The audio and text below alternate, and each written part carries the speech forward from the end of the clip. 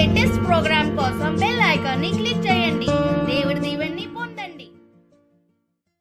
పవిత్రాత్మ తండ్రి దేవునికే మహిమ కలుగును గాక. ఆమేన్. ప్రియమైన దేవుని బిడ్డలారా, ప్రభు క్రీస్తు యొక్క మిత్రులారా, ఈరోజు మంగళవారం మే నెల 26వ తారీఖు. యేసయ్య ఈరోజు మనందరితో మాట్లాడుతున్నారు. పునీత మార్కు గారు రాసిన శుభవార్త నుండి 10వ అధ్యాయము వచనములు 28 నుండి 31 వరకు. అప్పుడు పేతురు ఆయనతో, ఇదిగో అంతయు విడిచిపెట్టి మేము మిమ్ము అనుసరించితిమి అనెను. అందుకు యేసు, అది వాస్తవమే. నా కొరకు, నా సందేశము కొరకు ఇంటిని, అన్నదమ్ములను, అక్కచెల్లెండును, తండ్రిని, తల్లిని, బిడ్డలను, భూములను త్యజించువాడు ఈ లోకముననే నూరంతలుగా ప్రతిఫలమును పొందును. ఇంట్లను, అన్నదమ్ములను, అక్కచెండులను, తల్లిదండ్రులను, తల్లులను, బిడ్డలను, భూములను సమృద్ధిగా పొందును. అట్లే హింసలను అనుభవించును, పరలోకములో శాశ్వత జీవమును పొందును. అయినను మొదటివారు అనేకులు కడపటివారు అగుదురు, కడపటివారు అనేకులు మొదటివారు అగుదురు అనెను. ఇది ప్రభువైన క్రీస్తుని యొక్క వాక్కు. క్రీస్తు ప్రభువా, మీకు స్తుతి మహిమ కలుగునుగాక. ఆమేన్. తండ్రి వందనం, యేసయ్యా వందనం, పరిశుద్ధాత్మదేవా వందనం. Praise the Lord. హల్లెలూయా. ప్రియ దేవుని బిడ్డలారా, యేసయ్య ఈరోజు మనందరికీ కూడా మార్కు గారు రాసిన శుభవార్త నుండి మాట్లాడుతున్నారు. పేతురు గారు యేసయ్యను అడుగుతున్నారు, ప్రభు,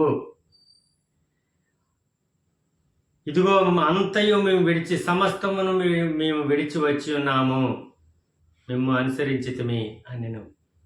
అందుకు యేసు అంటున్నారు, అది వాస్తవమే. నా కొరకు, నా సందేశము కొరకు ఇంటిని, అన్నదమ్ములను, అక్కచెల్లెలను, భార్య బిడ్డలను అందరినీ కూడా త్యజించిన వాడు ఈ లోకములోనే ఇంకా అనేకమైన రెట్లు ఈ లోకమునే నూరంతులుగా ప్రతిఫలమును పొందుతాడని చెప్తున్నారు. అంతేకాకుండా నా పేరిట, లేకపోతే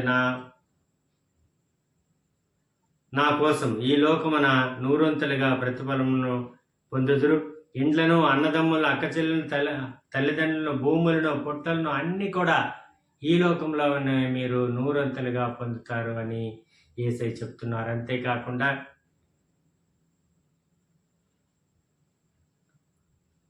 ఆయనను మొదటివారు అనేకులు కడపటివారు అనేకులు మొదటివారుగా మారుతారని చెప్తున్నారు. అంతేకాకుండా అట్లే హింసలను కూడా అనుభవిస్తారు అని యేసయ్య ఈ 3 మాటలను ఈరోజు మనకు తెలియజేస్తున్నారు. నన్ను అనుసరించిన వారు హింసలకు కూడా గురవుతారు. మొదటివారు అనేకులు కడపటివారు అవుతారు, కడపటివారు అనేకులు మొదటివారు అవుతారు. మరి నా కోసం మీరు అన్నదమ్ములను, అక్కచెల్లిన ధనమును, భూములను, పొట్టులను అన్నిటిని విడిచిపెట్టి వచ్చారు కాబట్టి ఈ లోకంలో మీరు నూరంతులుగా మళ్ళీ మీరు పొందుతారు. ఈ 3 పేతురు గారు అడిగిన మాటకు యేసయ్య సమాధానం పలుకుతున్నారు. ఈ 3 మనం గుర్తుపెట్టుకోవాలి. యేసయ్యను మనం సమీపించామా, లేదా యేసయ్యను మనం అనుసరిస్తున్నామంటే, క్రైస్తవులుగా మనం జీవిస్తున్నామంటే ఈ 3 మనకు జరుగు తీరుతాయి మన జీవితంలో. అక్క చెల్లెలను, అన్నదమ్ములను, తల్లిని, తండ్రిని, బిడ్డలను, భార్యను, భూములను, ధనమును అన్నిటినీ మనం పరిత్యజించి వచ్చేసామా, అయితే నూరంతలుగా అవన్నీ కూడా ఈ భూలోకంలోనే నీకు దొరుకుతాయని యేసయ్య చెబుతున్నా. హింసలు కూడా గురవుతాయి. ఒకటి గుర్తుపెట్టుకోండి, మొదటివారు అనేకులు కడపటివారు, కడపటివారు అనేకులు మొదటివారు. కాబట్టి మీరు కడపటివారిగా ఉన్నారా, మొదటివారు అవుతారు. మనందరం ఇప్పుడు కడపటి జీవితాల్లో జీవిస్తున్నాం, చివరి దినాల్లో జీవిస్తున్నాం అంటే మనం మొదటివారిగా పరిగణించబడతాం. గుర్తుపెట్టుకోండి. క్రీస్తును అనుసరించండి, దేవుని దీవెనలు పొందండి. తండ్రి, కుమార, పరిశుద్ధాత్మదేవ, ఈ దినము ఈ వాక్య పరిచర్యను ప్రతి ఒక్కరిని కూడా ప్రభువా మీ పరిశుద్ధ రాజ్యంలో చేర్చుకునండి ప్రభు. మీరు ఒక్క మాట పలుకున్నారు యేసయ్య. తండ్రి, దేవునికి మా కోసం ప్రార్థన చేసి ఉన్నారు తండ్రి. తండ్రి, నేను మీ చెంతకు వస్తున్నాను, కానీ వాళ్ళు మాత్రం ఇక్కడే ఉంటారు, వాళ్ళను దుష్టుడి నుండి కాపాడమని బ్రతమాలుతున్నాను అని ప్రార్థన చేసి ఉన్నారు యేసయ్య. ఈ దినము ప్రభువా మమ్మ కాపాడండి, ఆయురారోగ్యాలను కలిగించండి, సంపూర్ణమైన స్వస్థతను అనుగ్రహించండి. ఈ వాక్య పరిచర్యను ప్రతి ఒక్కరిలో మీ పరిశుద్ధాత్మను నింపండి, దుష్టుడి నుండి మమ్ము కాపాడమని నజరుడైన యేసు నామములో అబ్బా తండ్రి మేము బ్రతిమాలుతూ ఫలింపచేయమని కోరుచున్నాం తండ్రి. ఆమేన్, ఆమేన్, ఆమేన్. God bless you all. దేవుడు మేము దీవించును గాక.